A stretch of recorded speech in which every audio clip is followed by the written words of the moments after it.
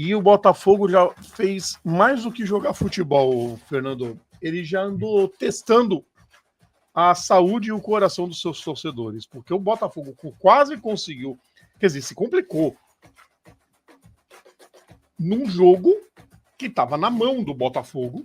O Botafogo conseguiu se complicar contra, teoricamente, o adversário mais fraco do grupo. Venceu. Mas deixou o torcedor com a pulga atrás da orelha e, ao mesmo tempo, os próprios jogadores sabem que não jogaram bem. Nas entrevistas pós-jogo, todos enfatizaram isso. Que o time não foi bem, o time não jogou o que poderia e sabem que tem que melhorar porque o próximo jogo é contra o Paris Saint-Germain. Mas venceu. Ufa. Somente o Paris Saint-Germain, o próximo adversário. Só isso. Só isso.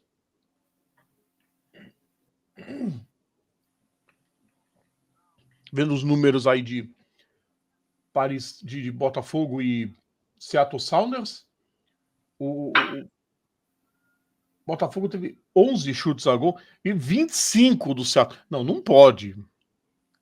Mas o Seattle até é uma equipe que joga direitinho, mas não pode deixar os caras fazer o que fizeram desesperadamente no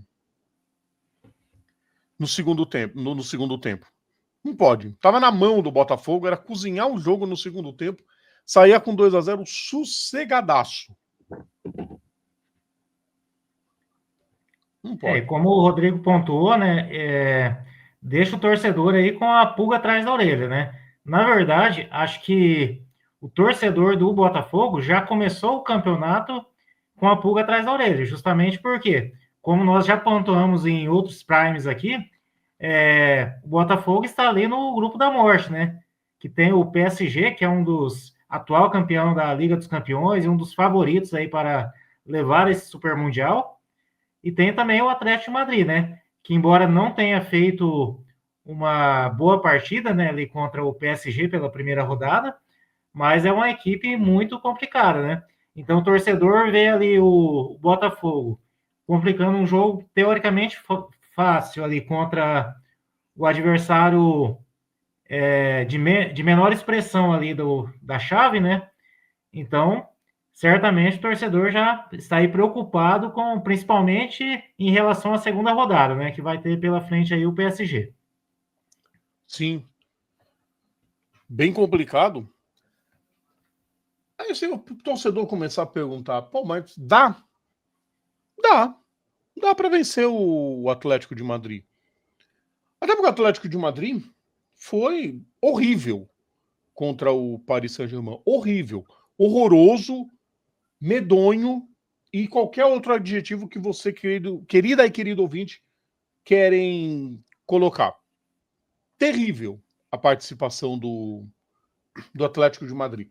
Então dá para o Botafogo ganhar.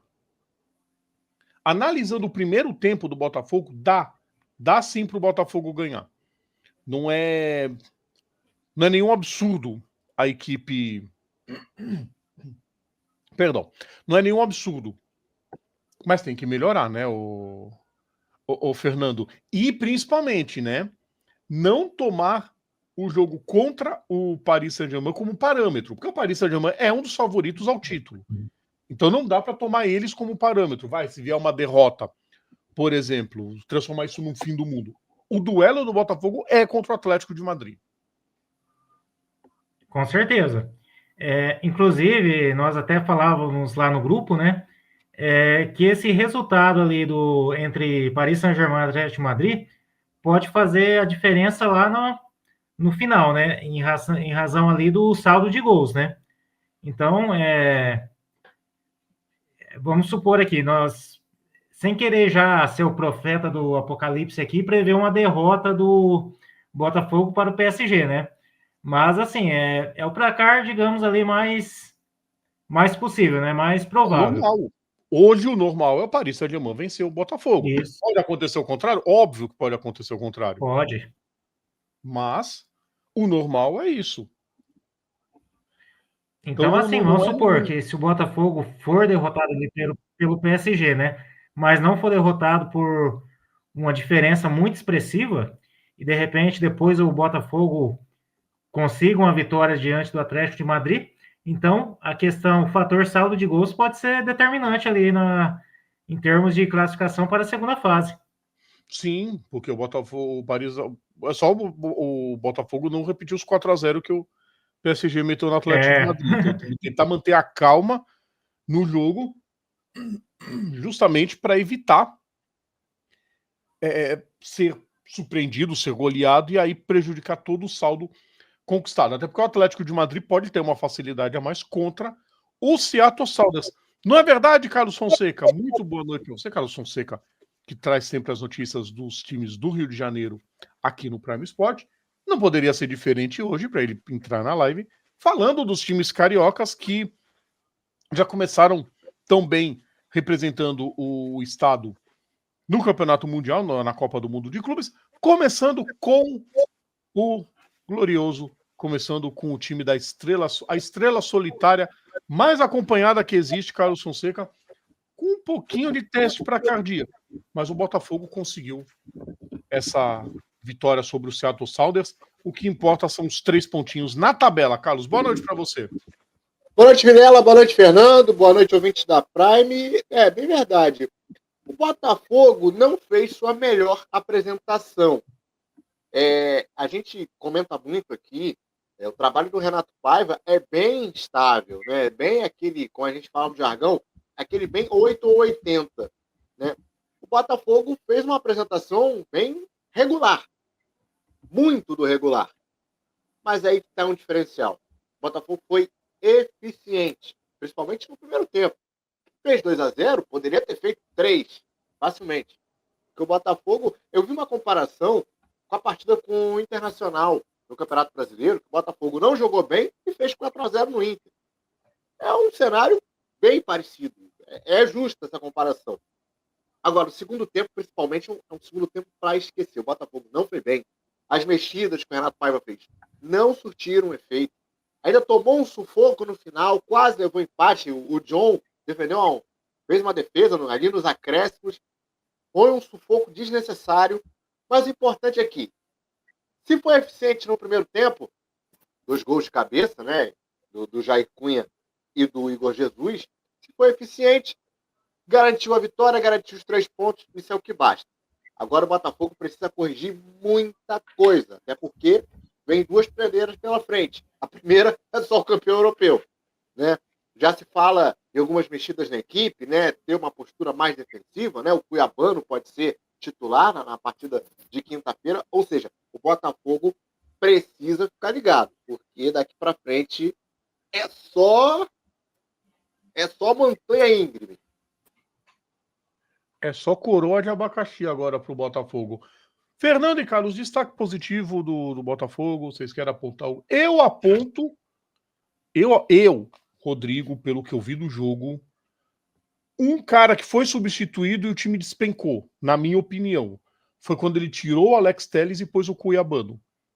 Eu notei uma tremenda queda de rendimento do Botafogo. O que mostra o quão o Alex Telles é importante para esse time do Botafogo, para o sistema defensivo do time alvinegro. Coloco ele como destaque, coloco o Marlon Freitas como destaque, acho que foi. Ele jogou bem. E o Igor Jesus. Igor Jesus, para mim, ele tá comendo a bola nesse time do Botafogo, foi bem de novo. Assim como o Estevão no jogo do Palmeiras com o Porto, ele chamou a responsabilidade em muitos lances.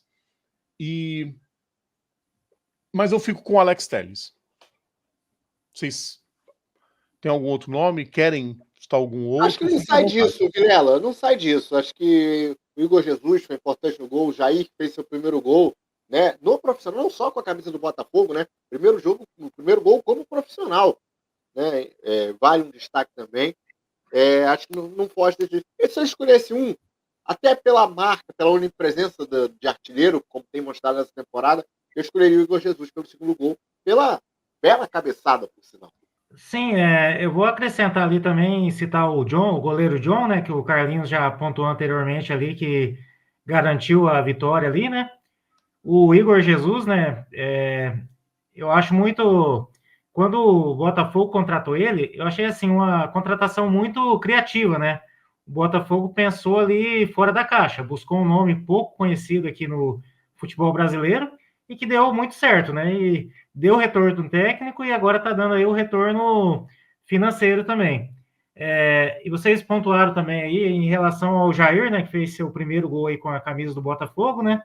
E a torcida do Santos está lamentando muito, né? Pois foi um jogador ali que foi vendido, né? Eu, particularmente, não gosto quando uma equipe, não só o Santos, né? Quando qualquer equipe do futebol brasileiro vende uma grande promessa para uma outra equipe do futebol brasileiro também, né? O ideal é vender para fora do país do que reforçar uma equipe que vai disputar ali, às vezes, os mesmos campeonatos, né? E certamente o Botafogo está vendendo ele aí por muito mais do que contratou do Santos, né? Com certeza. E pior ainda, vender um cara que é promessa, mas que por causa de um ou outro lance acaba Isso, sendo crucificado pela própria torcida. O Jair Cunha é um grande exemplo disso. Com com certeza. certeza.